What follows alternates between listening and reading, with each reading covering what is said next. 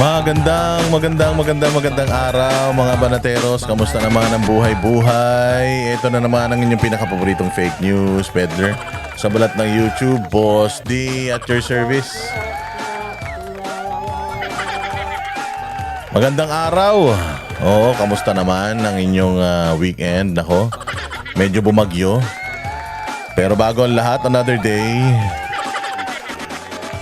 another uratan session with yours truly, Boss D. At pasasakitin na naman natin ang mga ulo at ay balon-balunan puso, isip at kaluluwa ng lahat ng mga salot sa lipunan, lahat ng mga magnanakaw kawatan, lahat ng mga surot, animal, mga walang kaluluwa, lahat ng mga switik sa lipunan, mga magnanakaw sa kaban ng bayan, mga miyembro ng sindikatong kuratong baliling sa gobyerno, mga demonyo, Satanas, Judas, Barabas, Hestas. Ayan.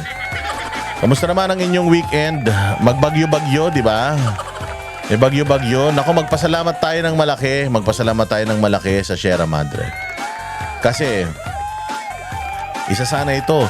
Itong si Bagyong Uwan, isa sana ito sa pinakamalakas na bagyo na papasok sa bansang Pilipinas.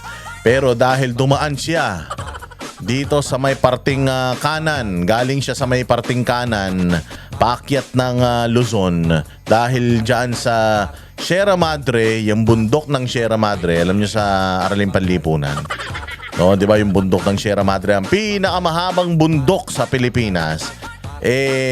Ano yan? Ayan ang talagang panangga lang natin, panangga ng Pilipinas sa mga dumarating na bagyo, pumapasok na bagyo, lalo na kapag gagaling sa may kanan, pag ganun, ganun. So nung malakas pa rin ang epekto ng bagyo. Napakalakas ng hangin, napakalakas ng pabugso-bugsong ulan, tapos hangin, ulan, hangin. Pero imagine ninyo mga bossing, kung wala yung Sierra Madre na yan na nag-shield sa Luzon, nako, mas maraming, sigurado ako maraming kinitil na buhay ito. Kaya magpalakpakan tayo. Iba talaga ang dasal. Kapag nagdasal talaga tayo ng sama-sama, pag nagdasal talaga tayo ng sama-sama at sabay-sabay tayo naghanda, o kita ninyo, hindi ba? Wala masyadong nasalanta, wala masyadong casualty. Maraming salamat Panginoon dahil talaga naman dininig mo ang aming panalangin kasi bugbog na Pilipinas. Magkatapos ang bagyo sa Masbate, biglang binagyo naman ng sobra-sobra ang Cebu, may lindol pa. Tapos grabe, sa loob lang to ng isang buwan Sa loob lang ng isang buwan, ganitong karaming paghihirap ang dinaanan natin. Kaya naniniwala na hanggat di inaayos yung mga, alam mo yung mga ginigipit na tao ng pamahalaan, no, yung ginigipit si Pastor Apollo Kibuloy, si Pangulong Duterte, yung mga sila Inday Sara, at yung kung sino-sino pa yung mga ginigipit nila ngayon. Nako, itigil nyo na yung mga panggigipit dyan. Palabasin nyo na yung mga yan itigil nyo na yung pamumulitika. Si Pastor, palabasin nyo na. Si Pangulong Duterte, pauwiin nyo na. Itigil na ninyo yung pagpe-persecute sa mga Duterte. Babalik yan sa normal yung buhay natin. Maniwala kayo. Babalik sa normal yan. Okay lang naman kasi na tanga yung presidente. I mean, hindi okay in general. Pero binoto na natin tanga okay lang naman na ganun. Pero yung hayupin mo pa, yung sobra-sobrang pagkasatanas mo, hayupin mo yung mga tumulong sa'yo, yan naman yung hindi maganda. Okay, magpasalamat tayo again sa Sierra Madre at saka sa sama-samang pagdadasal natin. Kahit pa paano, marami pa rin mga nasalanta, marami pa rin mga nawalan ng mga ari-arian. Pero ang importante, halos wala. Meron pa rin daw na casualty, pero halos wala dahil sa una sa lahat, naghanda ang mga LGU. Maraming salamat. Palakpakan natin mga LGU dahil naghanda sila. Siguro nakita nila yung mga nakaraang bagyo, lindol na dumaan na talagang salat sa kahandaan ng pamahalaan, kaya natuto sila doon. Yung mga LGU malayo pa yung bagyo at alam nila na sobrang lakas noon, naghanda na sila, nilikas na nila yung mga tao, yung mga properties nila sinecure na nila. So dapat ganyan. Yan yung inaano natin kasi nakakatakot na ito Nakakatakot lang kasi nito mga bossing. Ito si BBM, nung nakaraan kasi, naghanda daw siya. Naghanda daw sila, kaya lang, hindi daw nila napaghandaan yung baha. Ang pinaghandaan daw nila, yung hangin. Oo, itong pumasok na bagyo ngayon, grabe, ang lakas ng hangin. O baka na naman, pag in-interview na naman yan, sasabihin na naman niya, hindi namin napaghandaan yung malakas na hangin Yung malakas na pagbaha yung hinanda namin. Pucha yan. Lahat na lang may dahilan. Ang buwisit na yan. Oh, by the way, highway mga bossing, ipa-plug ko lang ulit, ipa-plug ko lang. Oh. Ayan, meron tayong bagong show sa SMNI, ang Vox Populi. Makikita nyo dyan sa ibabaw. Ayan, Vox Populi. Ang boses ng bayan at ang mga magiging spokesperson ng mga hinaing ng mga Pilipino. Siyempre, Banateros Brothers. Abangan nyo yan. Mapapanood dyan sa SMNI. Mapapanood dyan sa mga channels natin tuwing Sabado, alas 6 hanggang alas 8 ng gabi. At lambing naman. Oo, kasi mag-upload na tayo ulit dito sa may Boss Dada 2.0, yung ating YouTube channel. Nakikita nyo rin sa may taas. Ayan, yun sa may taas doon sa kabila. Oo, nakikita nyo dyan, Boss Dada TV YouTube channel na 2.0. Kasi nga, uso ngayon yung gurguran ng channel. Uso ngayon yung guyuran ng channel, siraan ng channel. Oo, dahil minamas report yung mga channel natin ng mga dilawang tae at saka ng mga loyalistang mga bobo. Oo, kaya kailangan meron tayo, kung sakaling biglang mawala ito, meron tayong tatakbuhan. Pero mag-upload na po tayo ng mga videos, short videos natin dyan sa channel na yan. So please support yung Boss Dada 2.0, ang pangalawang YouTube channel natin. Mag-upload tayo ng mga videos dyan. I-like, i-share ninyo at panoorin ninyo yung mga i-upload natin dyan. Please, thank you. Palakihin natin yan para mas marami silang sakit ng ulo. Para hindi nila alam kung ano yung mas mga ire-report nila. O ayan again Vox Populi. Ayan, abangan yan. This month, one of these Saturdays, i-announce namin kung kailan yung eksakto. Pero most likely, mga third week na. Third Saturday ng buwan na ito. Ayan, magsisimula na yan. 7 na banateros ang magsasama-sama dyan. Rambulan yan. O imagine mo, 7 banateros na makukulit, 7 banateros na maiingay, 7 banateros na walang kinatatakutan. O imagine ninyo. Again Boss Dada 2.0. Oo, hanapin nyo lang po yan sa YouTube, Boss Dada 2.0. Boss space Dada space 2.0. Ayan, mag-like po kayo dyan. Mag-upload na po tayo ng mga videos dyan. Tapos, syempre yung Vox Populi, Voice of the People. Din natin yan, tangkilikin natin yan. Maraming salamat, Banatero, sa inyong pagpatnubay. Sige na, huwag na natin patagalin.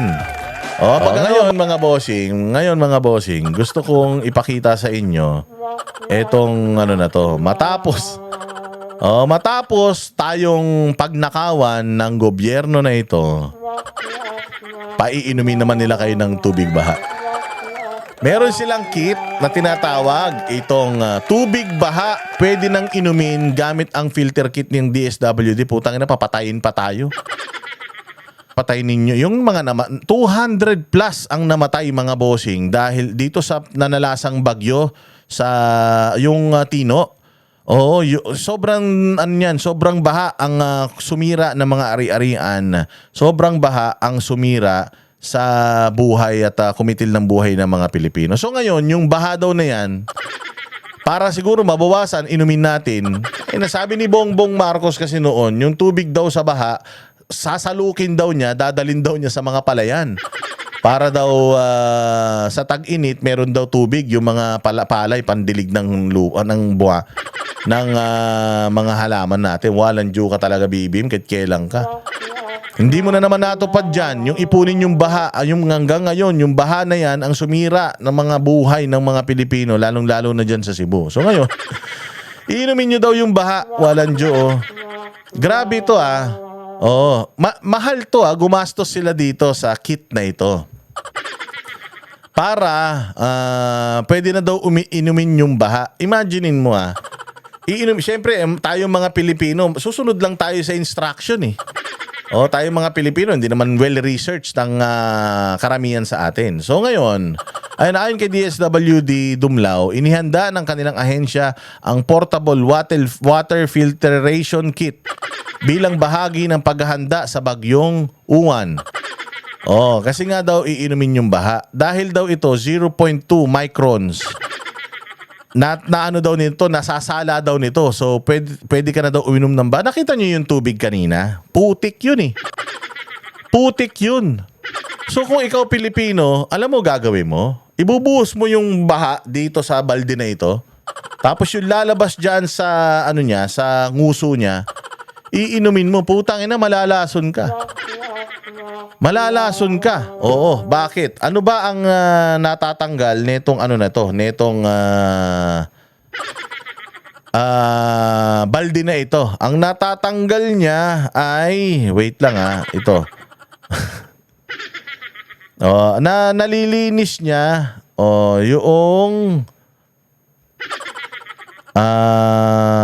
natatanggal niya yung mga salmonella.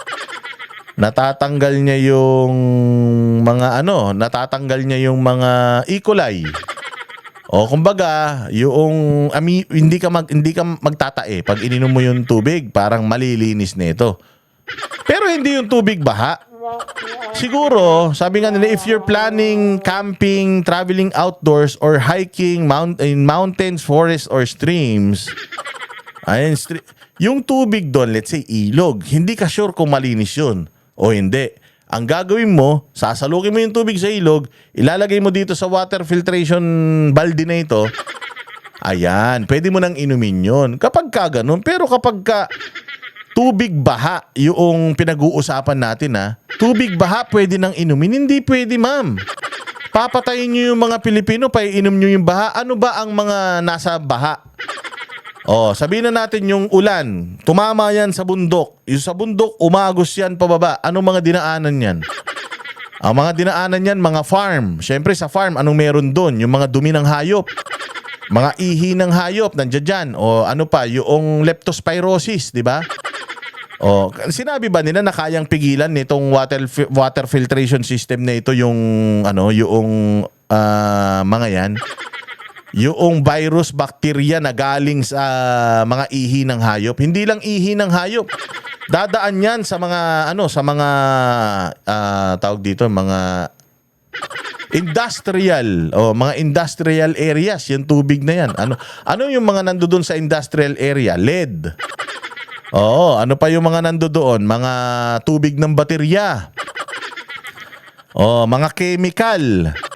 Hindi ba lahat ng mga chemical na waste ng isang planta pwedeng humalo diyan. Mercury, pwede pa nga humalo diyan sa tubig na yan imaginein mo kung saan galing yang na yan. Lahat ng pwede mong isipin, alipunga, hadhad, lahat nandiyan sa tubig na yan. Tapos sasalukin mo, ilalagay mo dito, papainom mo sa tao. Kung hindi ba kayo mga loko-loko? Hindi ito di na yung baha, yung tubig sa baha, ilagay mo rito. Subukan mo, ilagay yung dyan, yung tubig sa dagat kung kayang inumin. Maraming mga ang tawag dito, maraming mga components ang hindi kayang i-filter nito. Na kung mali ang sasabi mo sa tao kung papaano gagamitin ito, malalason yung mga Pilipino. Mantakin mo ang caption nila, tubig baha, pwede nang inumin. Hindi pwedeng inumin yung tubig baha. Nandiyan yung mga tain ng daga, nandiyan yung mga tain ng pusa, mga ihi ng tao, ihi ng daga. Takin mo, hindi yan kayang hindi ito himala. Hindi wala itong kapangyarihan ng Diyos na kayang gawing turns water into wine. Hindi siya ganun. Or turns wine into water. Wala siyang ganun. Meron lang itong specific na mga natatanggal na mga viruses at bacteria. Pero meron pang mas maliliit na mga bacteria, mas maliliit na mga contaminants na hindi kayang hindi kayang pigilan nito. Na pag na-ingest ng tao, mas matindi yung natin. Mas matindi yung ating sakit na makukuha. Diyos ko po. Anong klase to? Ayan nakalagay dito nakalagay dito ha. Not virus and chemical and metal proof. Oo, sabi nga dito it's rated for bacteria and protozoa.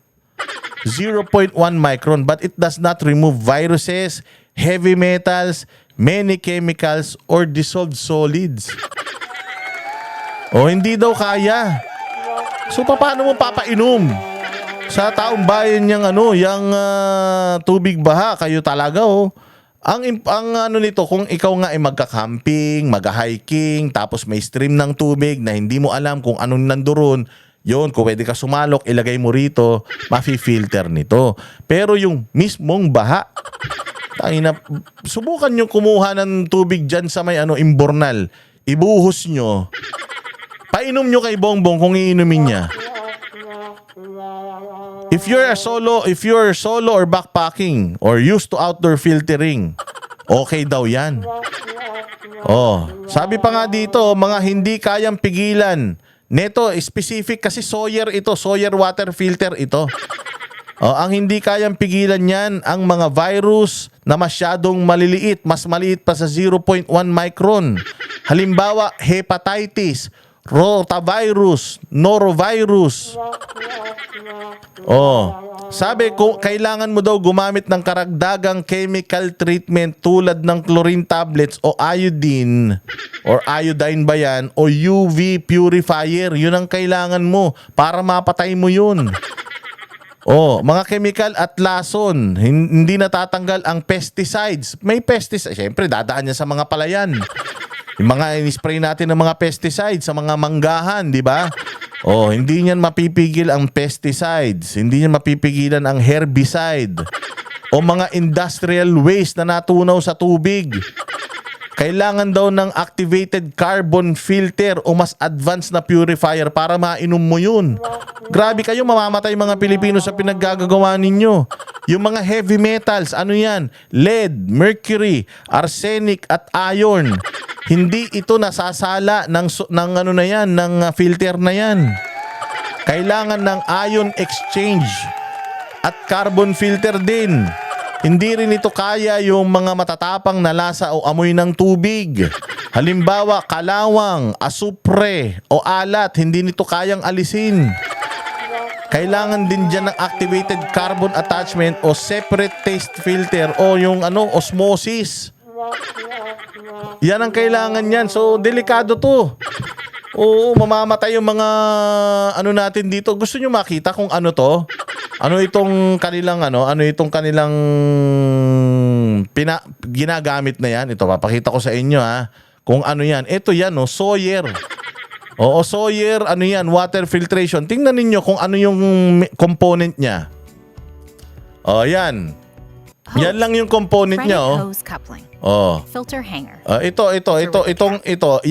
Itong may puti na yan, yung itim na malaki na yan, may nakalagay flow. Yan lang yan, mga bossing. Yan lang yung magfi-filter. Mantakin mo, kayang alisin ng maliit na device na yan, yung mga contaminants na nandoon sa tubig baha. Kasi ang sinabi nila rito, tubig baha, pwede nang inumin. Tangina nyo. Mauna kayo. Gago kayo, ninanakawan nyo na yung mga Pilipino, lalasunin nyo pa. Walang hiya kayo talaga.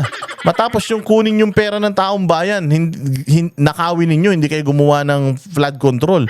Binaha mga Pilipino, inumin nyo pa ng Putya, hindi na talaga kayo hindi na kayo nagtino Gusto niyo ubusin talaga lahi ng mga Pilipino ah.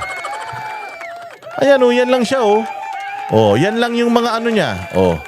Oh, i-ano natin, i-forward natin. Oh, sige. Tongue adapter. 2 rubber washers. Oh, Plastic yan bag. yung laman niya. Backwash plunger. Oh. Cleaning coupling. Drill bit. Oh. And an instructional sticker. First, Ayun lang eh. Oh, anong gagawin? Timba. O, taas ng timba, bubutasin. Pag nabutas mo, ilalagay mo yung mga ano na yan, yung mga mekanismo na yan. O, tapos, i-screw mo. O, tapos, anong gagawin? Ilalagay mo na itong itim na device na ito. Yan lang ang mag-filter. Iinumin nyo yung tubig. Diyan nakita nyo ba yung ano? Nakita nyo kung gaano kalalaki yung mga filter na ginagamit ng ano, ng mga water refilling station? Ang daming filter nun. Tubig na galing pa sa nawasa yung ginagamit nila para mainom natin. Napakaraming filter, osmosis. Napakarami nilang ginagamit na technology para lang mainom natin yung tubig. Tapos putang na si Bongbong nagbigay ng balde. O ito balde, pwede na kayo uminom ng tubig baha. Loko-loko. Ay na, dapat ini-educate nyo muna yung tao. Ito yung mga kayang pigilan nito. Oh, ito yung mga, yan, halimbawa tubig ulan. Yan, pwede nyo salukin yung tubig ulan tapos pwede nyo i-ano dito, i-filter dito. Pero pinakamaganda, pakuluan nyo muna. Pakuluan nyo muna yung tubig bago nyo ipasok sa filter na to para talagang malinis na malinis. Eh, hindi. Ang ano nila, tinan ninyo, ang press release nila, oh. Ito press release nila, mga bossing, oh. Tubig baha. Pwede nang inumin. Putang ina niyan. Hayop, di ba? Pucha, kung tanga yung nanonood, tanga yung pinagbigyan mo nito, pwede na, tubig ba? Pwede na inumin. Pucha, sumalo ka nga. Tangina niya, malalason pa yung mga tao. Masama ito. Hindi tama ito. Oh. Pakita pa natin itong video na ito. Ha? Oh, ayan. So, dyan lang ilalagay paano fi-filter. Ayan, oh, tinan nyo kung paano i-filter. May damit, tapos may tubig. Hindi naman masyadong marumi yung tubig. Ibubuhos mo dyan. Kumbaga para kahit papaano, walang mga solid na pumasok. Ayan, oh. O, tas pagkatapos, ayan. Yan, yung ibubuhos mo doon, lalabas dito. So, napakaliit na device na yan. Imaginein mo, tukuha ka ng tubig sa, yung putik kanina na tubig, ibubuhos mo dyan. Anong kulay lalabas dyan? Puti? Hindi. Ang lalabas dyan, kulay brown pa din. Iinumin mo yun? Yan ang sinasabi kong misinformation na ginagawa ng gobyerno. Bad trip yan, hindi good trip yan, sir. Mali itong style ninyo. Magkano ba tong Sawyer na to? How much how much is this device? How much is this device? Magkano yan? Sawyer Squeeze Filter Philippines price magkano? Nasa 2,690 sa Lazada. Oo, sa Galleon PH 4,274. Yun na lang yung basta yung nagre-range siya ng 2,500 to 4,300. Ang tanong, ilan yung binili natin nito at magkano yung pagkakabili natin? Kasi ang presyo niya 2,500 hanggang 4,300 lang. Putang ina niyan. Alam niyo yung cat's eye, yung nakalagay sa gitna ng kalsada, umiilaw. Ang bobobo nung gumagamit niya na iba. Nilalagay nila yan kung saan maliwanag. Pumunta ka dyan sa Makati, makikita mo, yung mga kalsada nila may cat's eye. Liwaliwanag, may mga may pintura yung kalsada, may mga street light, may mga cat's eye pa. Samantalang ang dami mga kalsada rito madidilim, wala nang mga pintura. Wala pa mga reflector, walang cat's eye. Yung cat's eye na yun, according to yung unang expose ni Magalong, 1,500 lang daw yun. Pero ang isa, 11,000 nila. Pagka nagpo-procure sila, 11,000. Ganong kalaki ang kurakot nila. Bawat isa, 11,000 bawat isa. Mantakin mo, 1,000 lang daw yun bawat isa. Imagine niyo kung nagre-range to ng 2,500 hanggang 4,000 pesos, magkano ito binili ng gobyerno? Diyos mio. Yun lang. Yun lang yung tungkol dyan. Again yung mga nabigyan nito, aral-aral din. Yung mga nabigyan nito, research din mga bossing ha. Huwag kayong basta-basta huwag kayong basta-basta maniniwala, iinom kayo ng tubig baha, malalason kayo diyan. O pag nalason kayo diyan, yari kayo diyan. Oo, ang hirap pa naman patunayan. Mamaya diyan ka nalason tas kumain ka rin ng pansit canton. Isisisi nila yan sa pansit canton. O kaya mag-ingat mga kababayan ko, ha? O dito naman tayo sa sa issue ng itong DPWH. Sinasabi ko na sa Dito sa ito maganda to eh. Gusto ko lang pakinggan ninyo. Nag-inspect ito si Magalong at saka itong si Vince Dizon sa isang proyekto na pinondohan daw noong 2021 para gawin ng 2022. O tingnan nyo ang gagawin nila rito, isisisi nila to sa sa administrasyon ni Pangulong Duterte. ngayon, lahat ng infra bigay mo. Lahat ng dokumento nyo. Hindi ka na naawa dun sa mga estudyante dyan, saka yung mga tao dito. Hindi mo ba sila iniisip? Iisip rin po. Kasi Putang ina mo, bakit ka nagbayad ng hindi complete? Hindi yung findings niyo. So, okay bibigyan Ito yung findings to ako ng background para maintindihan ng Background. Tayo na to si Vince, nabaliw na eh. 2021 budget proposal for 2022 sa previous administration by Don. Doon niya sinimulan palakpakan. Doon niya sinimulan. Walang kasalanan si Bongbong. Wala. Umpisa pa lang, niligtas siya na agad si Bongbong. Bakit? 2021, past administration. Yun kaagad ang bukang bibig niya. Ang ina nyo. Sige, diretso. Previous DPWH, previous administration. Nireiterate niya talaga. Previous. Walang kasalanan si Bongbong dito.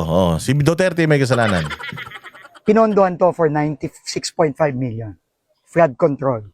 Okay. Totoo naman, kailangan naman talaga ng flood control dito. Kasi may community dito, may square doon. So, ang sinabi ng community, talagang pag tumataas yung tubig dito, especially during the rainy season, binabaha sila. Okay. Pinondohan for 2022 budget, 2021.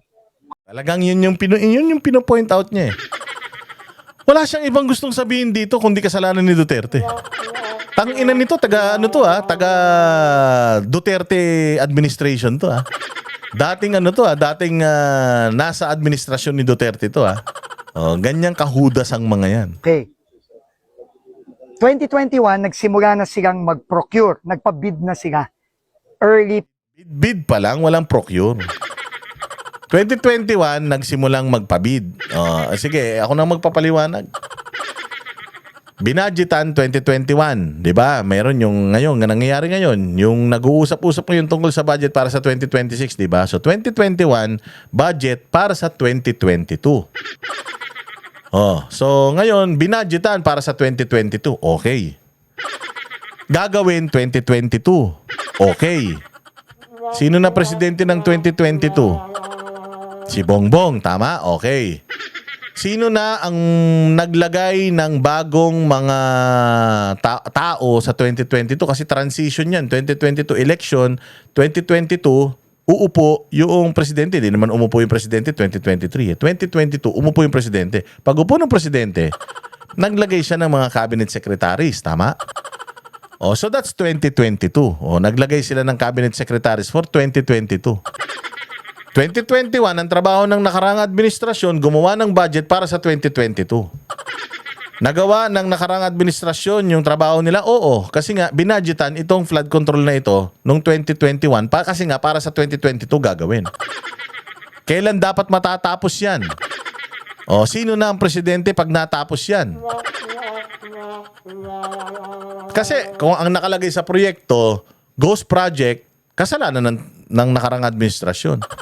Pero kung ang nakalagay sa proyekto flood control, 2022 dapat magsisimula yung flood control na yun, project, tapos hindi nagawa.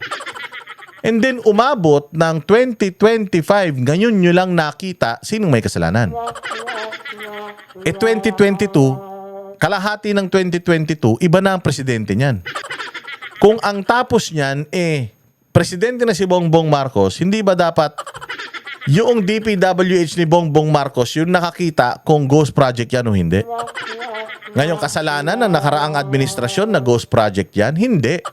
Kasalanan yan ng kung sino na yung administrasyon pag natapos yan. Kasi ang magbabayad yan, yung susunod na administrasyon na eh. Tama? May budget na yan, so ang magbabayad yan yung susunod na administrasyon na. Kung ako yung bagong administrasyon, sinabi mo na may flood control dito, i-check ko, tapos ba? Alam nga naman sila Duterte mag-check nun, tapos na yung termino nila. Sasabihin nyo na naman, ganun din yan dito sa 2025, hindi.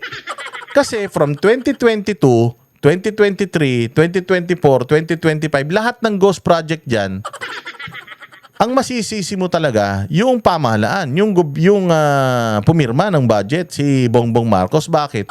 Kasi siya ang presidente during that time. Ito 2021, presidente si Pangulong Duterte. Ginawan nila ng budget para sa 2022. Tama. Tapos 2022, sinimulang gawan ng proyekto. Nagpalit na ng administrasyon. Sinabi kompleto na. Naningil sa gobyerno. Yung nagbayad doon sa kontraktor, bagong administrasyon na, ba't kayo nagbayad?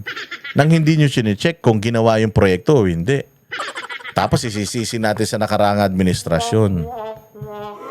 Yan yung sinasabi natin na mind conditioning ng mga hudas eh. Hindi nila pinaliliwanag eh. Procurement yon. Ang nanalo, St. Timothy. Yung sinasabi niyang si Romando, yun yung dami ni Diskaya.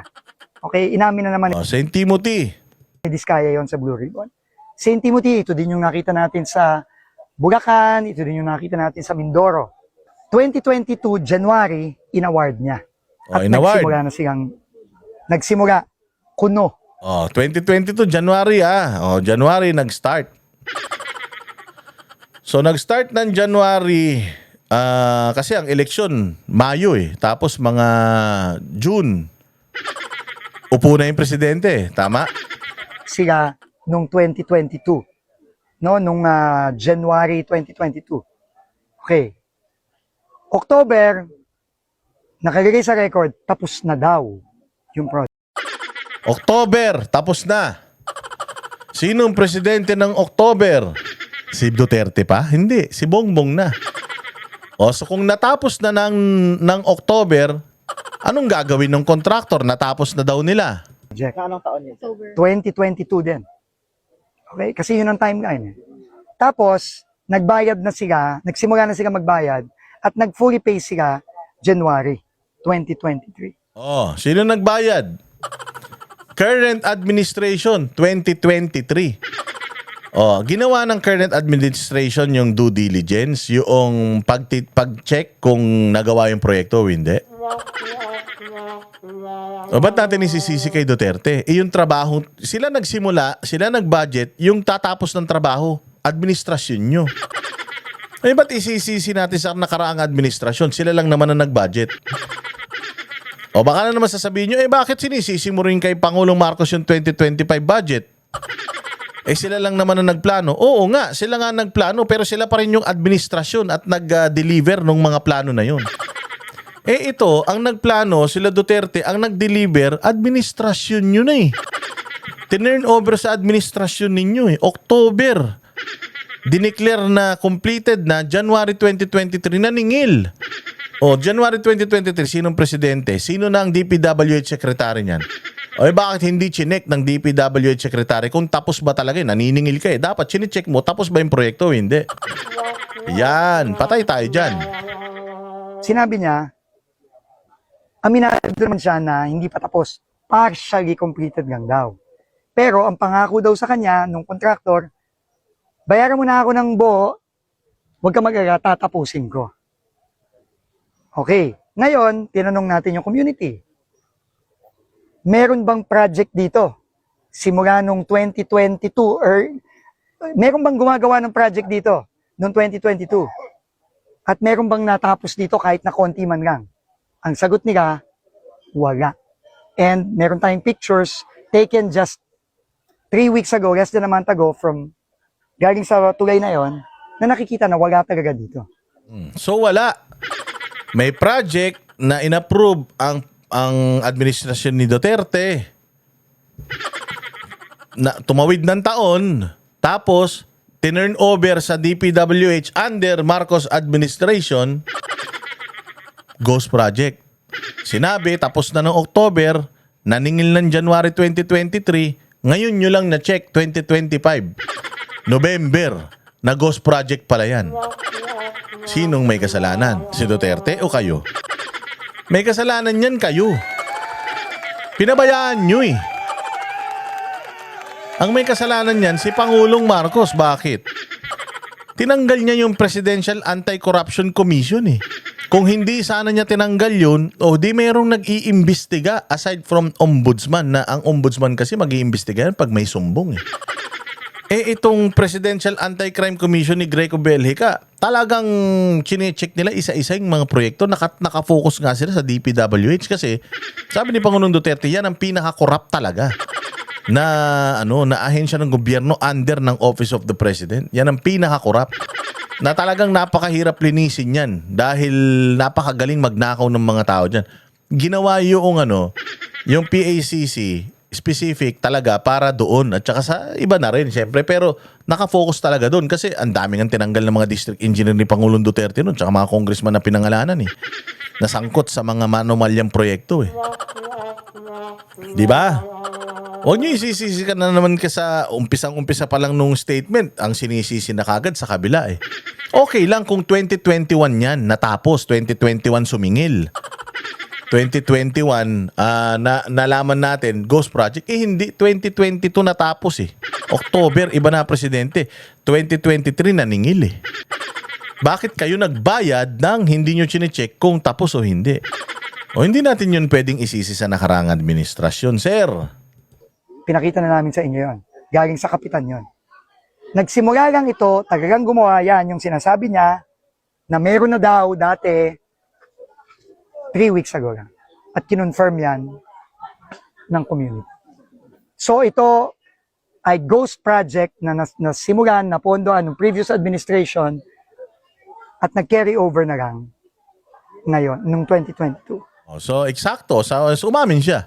Pinondohan, pero dahil nga magnanakaw yung bago, naging ghost nung bago. Kasi kung babalikan mo from 2021 pa atras, walang ghost. Wala eh. 2022, paabante, meron eh. Ayan na nga oh. Kayo nang umamin oh. Ano yan, tumawid yan sa taon ninyo. Tumawid yung responsibilidad sa bagong administrasyon ng DPWH. Tapos ghost. Binayaran nyo sa panahon nyo. Oh, so sino may pagkakamali? Kayo o yung nakaraang administrasyon? So, kung ano yung nakita natin sa Bulacan, ako personally, nakakita na rin ako ng ganito na wala talaga, pero hinabol na lang nung pumutok to, itong isyong to, hinahabol, pinipilit habulin ni yan, kung sino man yan, si St. Timothy yan, kung sino man yan, hinahabol na lang para kunyari may nagawa. Pero wala, ghost project talaga. At ito, papakasuhan na namin yung DE na yan. At kung magsabi siya kung sino pa ang mga involved dito, na ngayon ayaw pa niyang umamin, siguro natatakot siya, lahat yan makakasuhan. And siguro, Sige, kasuhan mo nun. Dahil mo sinasabi. Mag-update lang tayo tungkol sa mga nakaraang bagyo. Dito sa may Vira Catanduanes. Saan ba ang Vira Catanduanes? Sa may bandang ano ba yan? Bandang south ba yan? Vira Catanduanes, mga bossing. Ito yung pinsala ng bagyo sa Vira Catanduanes. Panoorin natin.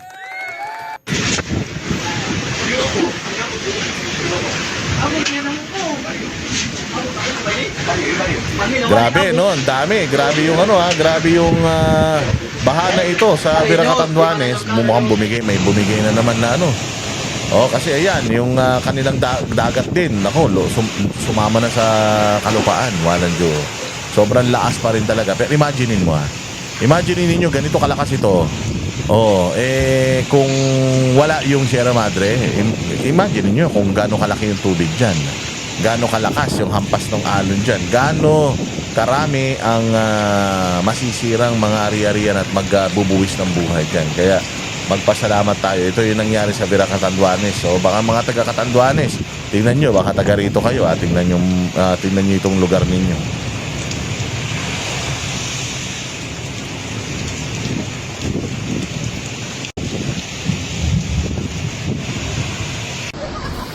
Ayan, oh, grabe itong mga bahay. Nasa tabing, ano talaga to, mga tabing dagat.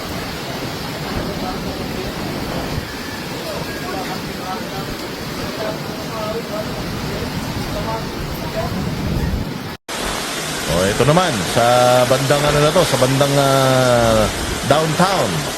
Oh, dyan sa Vira Catanduanes, grabe, lakas ng hangin.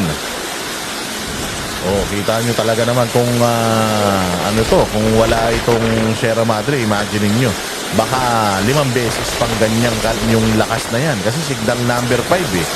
Yung ano nila, yung kanilang parang category dito.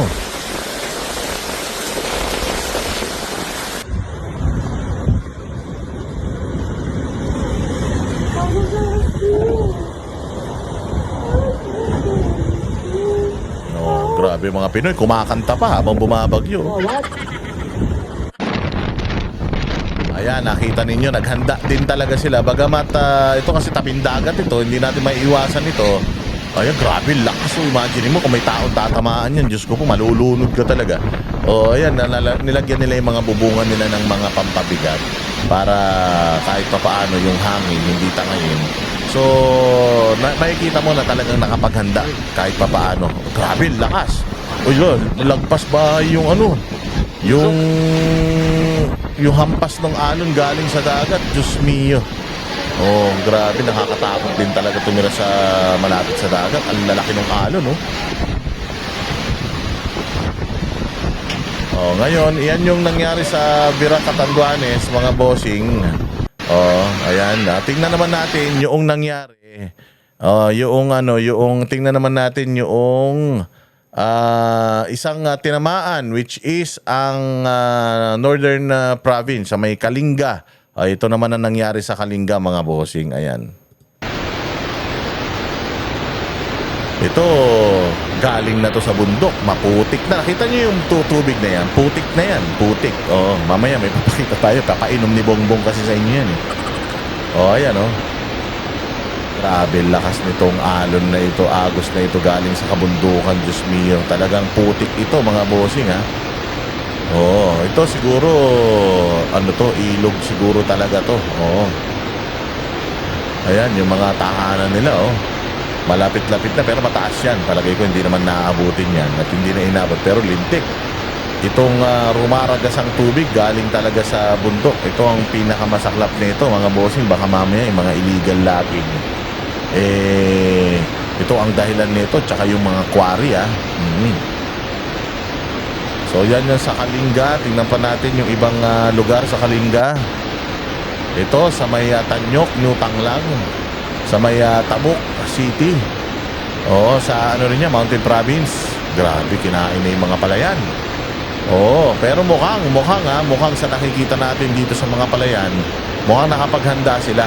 O parang nag-ani sila ng mas maaga, palagay ko. Oo. Ayan, pero kita ninyo, kinain na ng ilog. Ang lawak na ng kinain ng ilog, mga bossing. Baha yan. Galing yan sa bundok. Diyos ko po. Wala bang flood control project dito sa probinsya na ito? Grabe, ang laki ng ano, ang laki ng kinain ng tubig.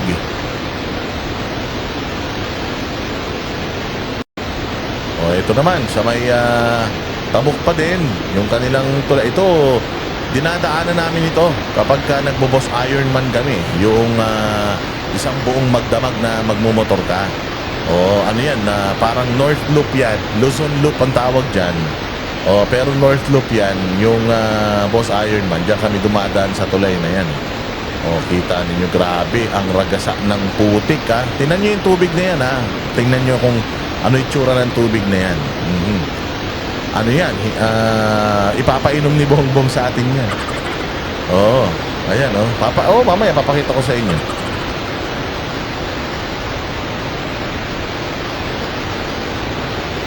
Oh, ito naman. Sa tabok pa din ito, ayan, dito, parang ano na to parang dam na yata ito Oh, yung dalawang water gate nakasara pero ang laki ng dinadaanan ng tubig. Grabe kalakas niya, no?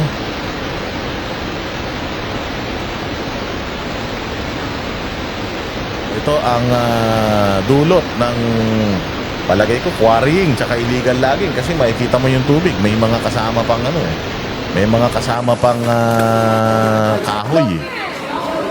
Ayan, yung mga magigiting nating mga mga responders. So ito palagi ko mga PNP ito.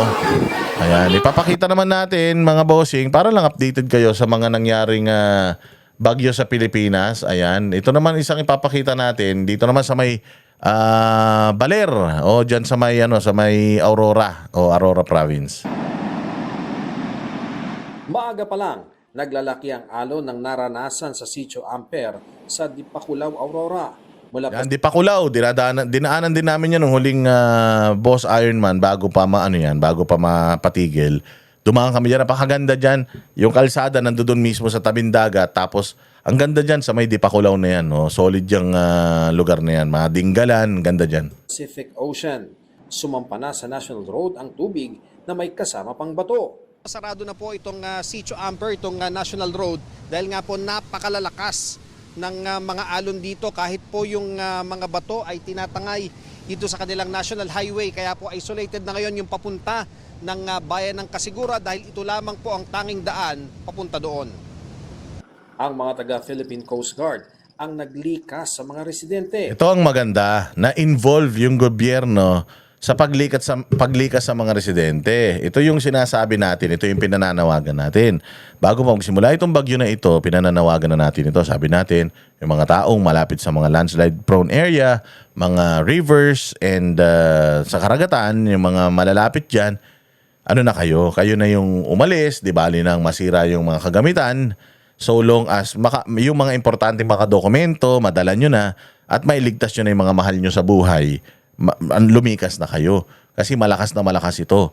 And ayun, magandang nangyari kasi itong LGU, nakinig sila ngayon and ayaw mangyari ng LGU yung nangyari sa mga nasalanta ng bagyo nitong mga nakaraan. Kaya nag-take na sila ng initiative na bago dumating itong bagyo, inutusan na nila yung otoridad na magbahay-bahay, kalad ka rin na yung mga tao dyan para hindi na madisgrasya. Magandang yun. Basta sa ganito lang. Hindi pa pwedeng nililikas yung mga tao tapos wala namang kalamidad. Baka harassment na yan. Pero pag may ganito, kalamidad, state of calamity, kailangan talaga, medyo pepersahin natin kasi medyo matigas talaga ulo ng Pilipino. Sa Sabang Beach sa Baler, malalaki rin ang alon na humahampas sa seawall. Yan o, Jay, ang laki o yung kasunod. Dambuhala ang mga alon sa dagat sa Baler. Di ba ganung kalaki yung alon? Narinig niyo yung bata? Nakaw! Alaki! Ganun. Kasi sabi nga nila, malalaman mo kapag kamalayo daw yung isang lugar. Pag tinuro sa'yo, saan yung Doon! Pag ganun yung tono, pag sinabi doon. Pag yung mabilis na doon, malapit lang yun. Pero pag sinabi na doon sa may banda ron, yung may tono, yung may matinis na tono, malayo yun. Yan naman, pwede mo sabihin, ang laki. Ang laki nung alon. Diba? Sabi nung bata, sobrang laki nung alon. Sabi nung bata, ang laki. So, tinan niyo yung pagkakabanggit ng bata, ang laki, nakakatawa. Dambuhala ang mga alon sa dagat sa Baler. Kuha ito pasado tanghali kanina. Sa Sitio Cemento sa Barangay Zambali, isang lalaki ang nasaktan nang mahulog mula sa itinataling bubong. Natali ako ng bubong, nadulas, basa na yung bubong. Nagpatupad ng forced evacuation sa kasagsagan ng paglaki ng alon sa coastal areas. Nagbahay-bahay na ang mga pulis. Yan, palakpakan, nagbahay-bahay ang mga pulis. Forced evacuation. Yan yung ina-advokasya natin nung nakaraan, di ba, na gumalaw na ang gobyerno. Kung ayaw nila, hindi pwede. Kayo masusunod. Kasi mas mahirap na yung madisgrasya na kayo, tapos madisgrasya pa yung nagsasagip sa inyo.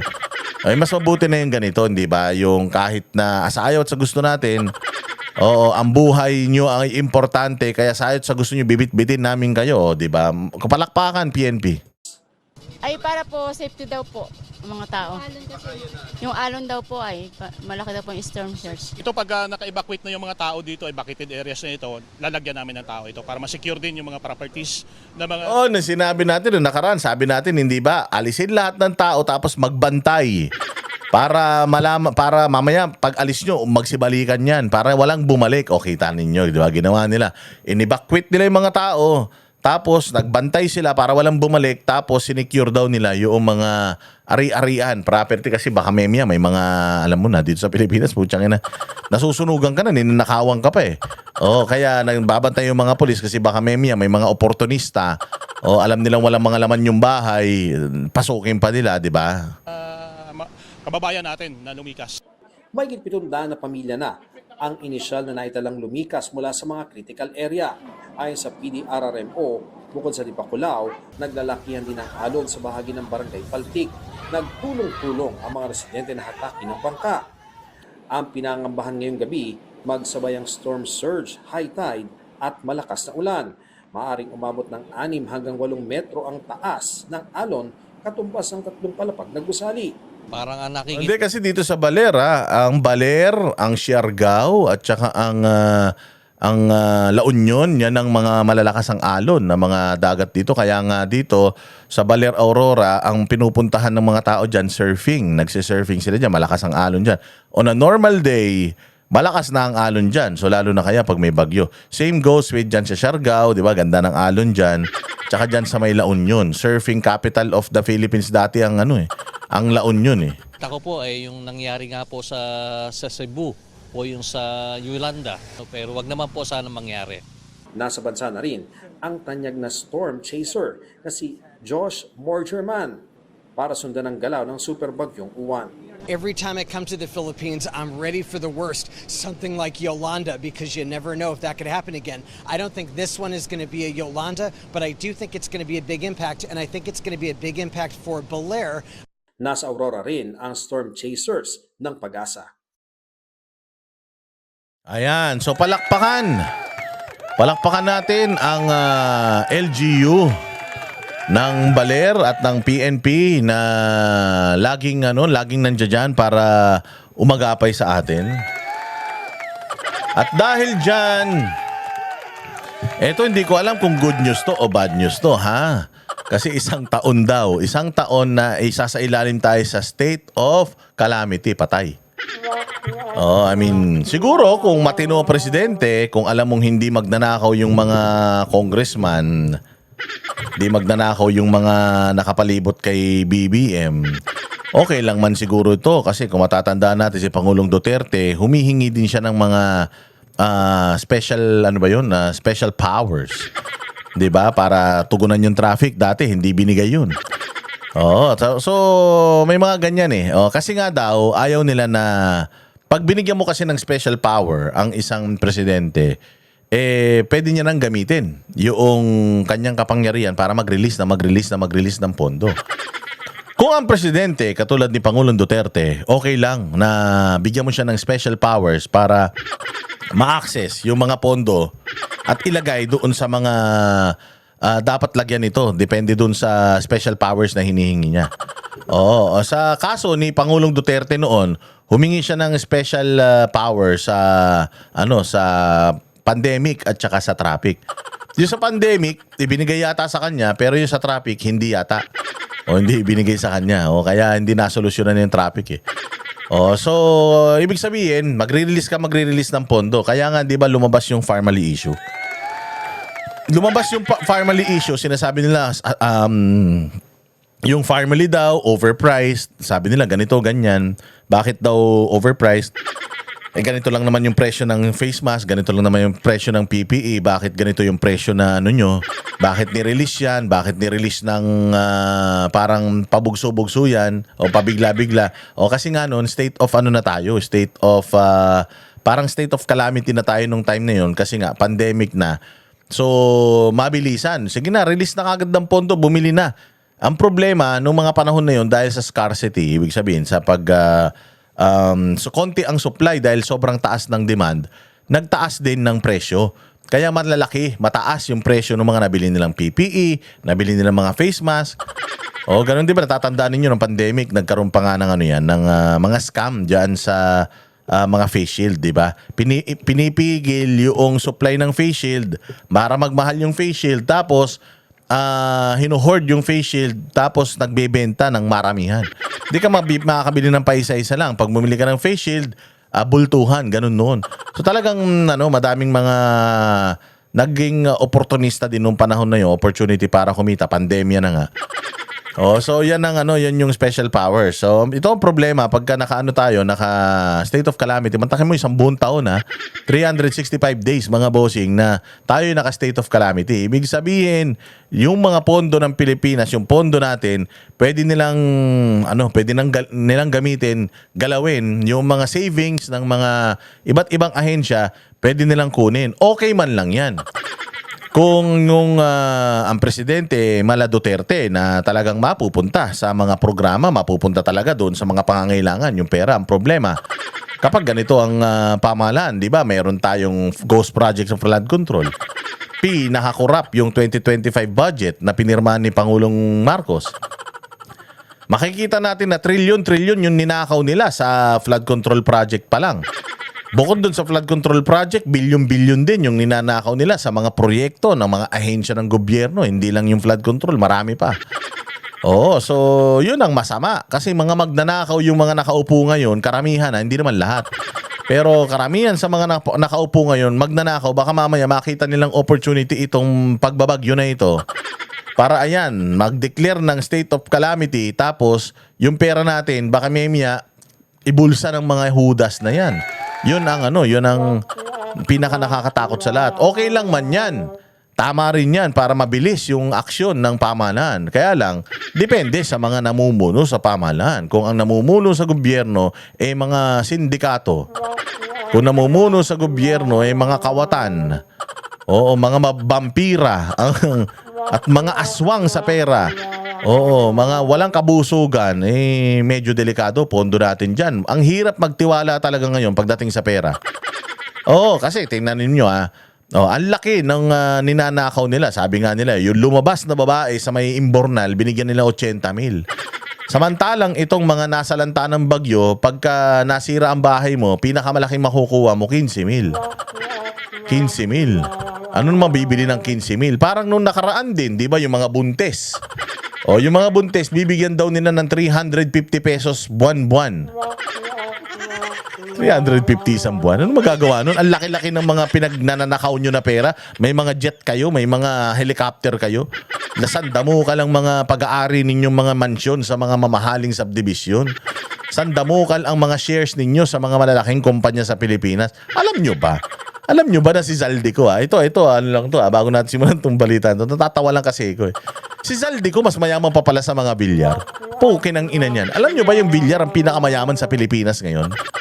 Bilyar ang pinakamayaman sa Pilipinas. Pangalawa na lang yung sila Henry C. Kasi yung mga C, namatay na yung senior na Henry C. Sila ang pinakamayaman nun yung may maari ng SM. Sila pinakamayaman. Pero nung namatay na yung tatay nila, yung wealth ng tatay nila, hinati na sa mga anak. Kaya ngayon, ang pinakamayaman na sa Pilipinas, si Bilyar.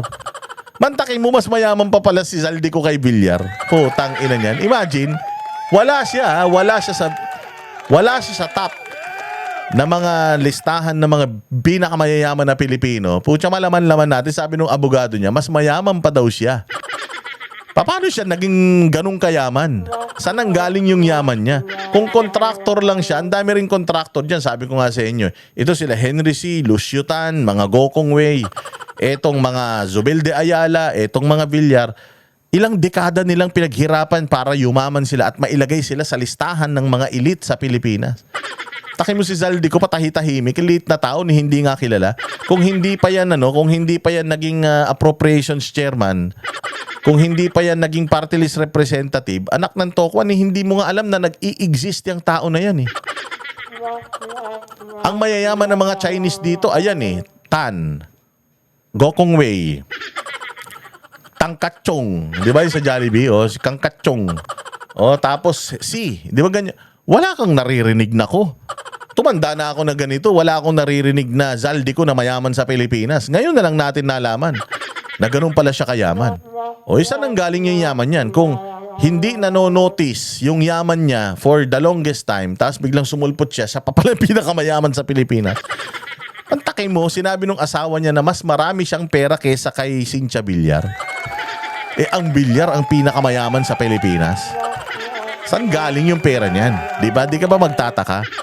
So ganyan ang tindi ng mga nasa gobyerno natin ngayon. Pagka naging mga mambabatas, biglang nagiging pinakamayaman na sa Pilipinas. Mahirap magtiwala sa ipagkatiwala pera ng taong bayan. Ito, pakinggan na lang muna natin itong isang taon na state of calamity. Nagdeklara ng isang taon na state of national calamity si Pangulong Bongbong Marcos kasunod ng panalasan ng bagyong Tino. Ang pinakamasaklap ang nagdeklara yung Pangulong tanga. Okay man lang kung ang nagdeklara magaling na presidente, talagang proud ka na presidente na talagang nakikita mo nag-e-effort at alam yung problema ng bayan, mantakin mo mag-i-issue ng state of calamity, national calamity ng isang taon. May access sila sa pondo ng taong bayan, hindi nga nila alam na naglililindol, hindi nila alam na bumabagyo. 'Di ba? Sabi niya noong nakaraan, lumindol yata sa Cebu. Hindi nga niya alam na anong nangyayari sa paligid niya Tapos bigla maglalabas siya ng memorandum na may kapangyarihan para galawin nila yung pera ng taong bayan. Saan nila dadalhin yung pera na yan? May intel funds nga sila. Di nila alam na nung nasa Masbate sila, lumindol na kinagabihan dun sa Cebu Atay sa Proclamation number 1077 na pinirmahan noong November 5, pabibilisin ang pagbibigay ng tulong at rehabilitasyon sa pabibilisin ang pagbibigay ng tulong at rehabilitasyon. Ibig sabihin yan, ching, pera yan. mga nasalantang lugar. Magpapatupad din ng price ceiling sa mga pangunahing pangangailangan.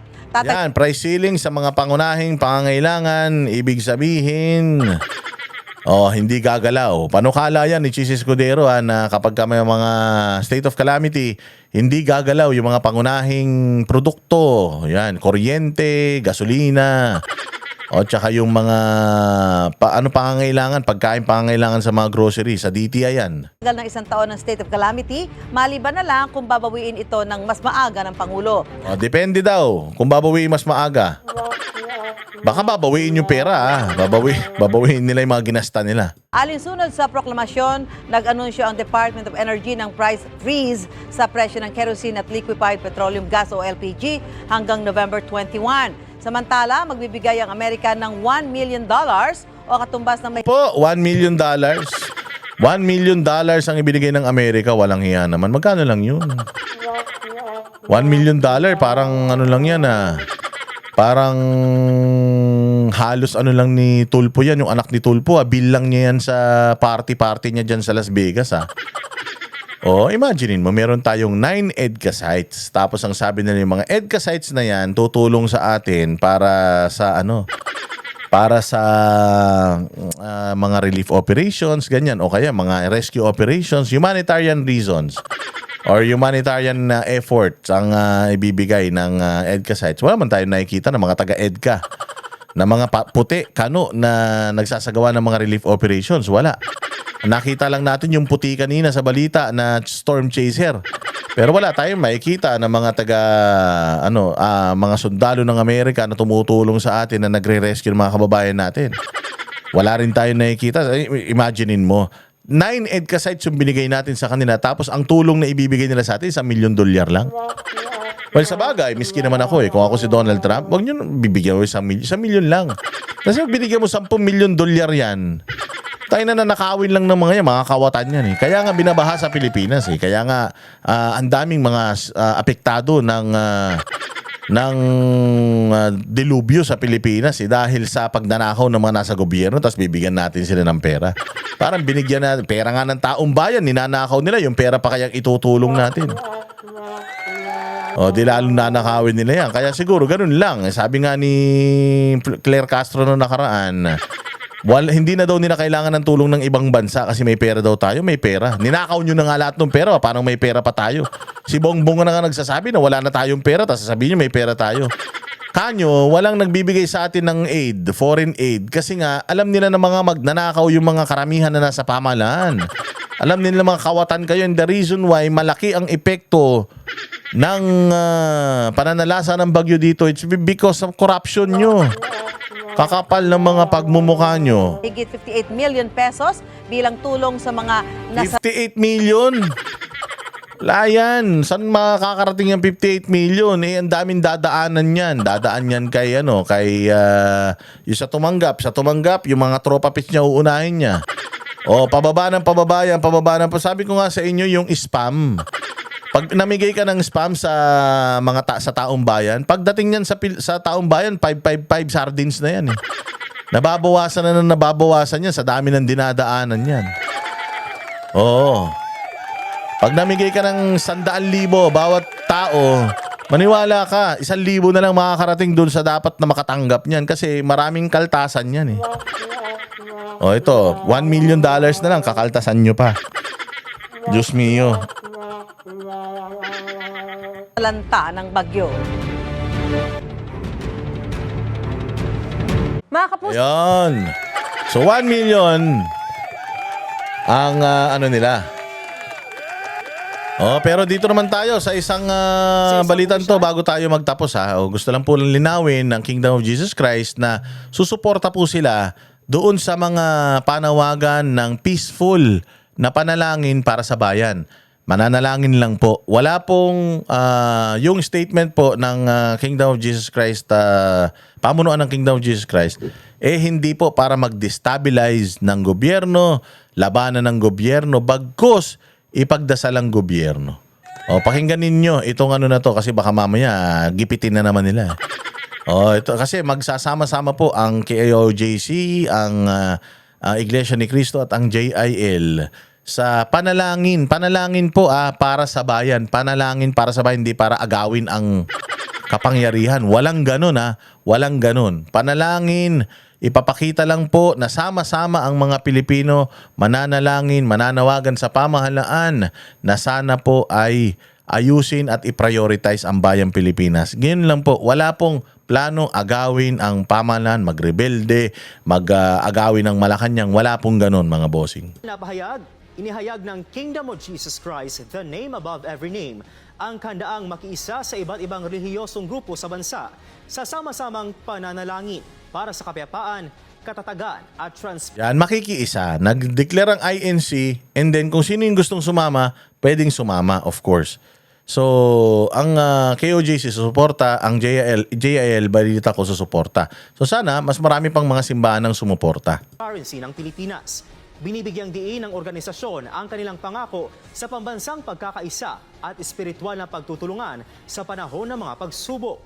Gayunman, nilinaw ng KOJC na hindi ito makikibahagi sa anumang pagkilos o hakbang na maaring magdulot ng kaguluhan sa pamahalaan. Klaro hindi tayo susuporta sa anumang hakbang na makakagulo sa pamahalaan. Walang ganun walang ganun. Binanggit ng grupo ang Roma Kapitulo 13, versikulo 1 hanggang 3 na nagtuturo ng paggalang at pagsunod sa mga namumuno bilang pagsunod sa kalooban ng Diyos. Muling tiniyak ng KOJC na mananatiling nakasentro ang kanilang misyon sa pananalangin, pananampalataya at pagtataguyod ng kapayapaan sa ilalim ng makatuwiran at makadiyos na pamamahala. Yan, sa ilalim ng makatuwiran at makadiyos na pamamahala, mananalangin tayo na sana etong mga nasa gobyerno ay tapikin ng Panginoon at sabihin, uy, tama na yung pagnanakaw. Magserbisyo naman kayo, 2.5 taon pa. O yan, di ba? So, kita-kits tayo ulit mga bossing. Maraming salamat sa inyong pagpatnubay. Oy, Vox Populi, suportahan po ninyo.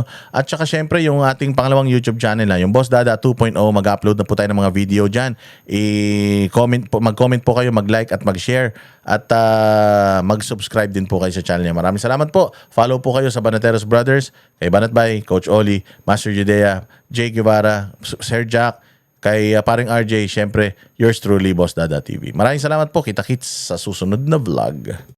Kami ang boses ng masa, hindi natatakot. Katotohanan lang, di kami nalulunod. Walang bahid ng sismis, lahat ay totoo. Kahit sino ka pa, pag mali ka babanatan ka. Walang pinipili kulay, wala kaming kinikilingan. Basta para sa bayan, kami lalaban. Pag tama palakpakan, pag mali banatan. Di matitinag, di matatakot, para sa bayan tuloy ang sigaw. Sa harap ng kamera, walang halong takot. Mga baluktot, lahat kayo'y tuto.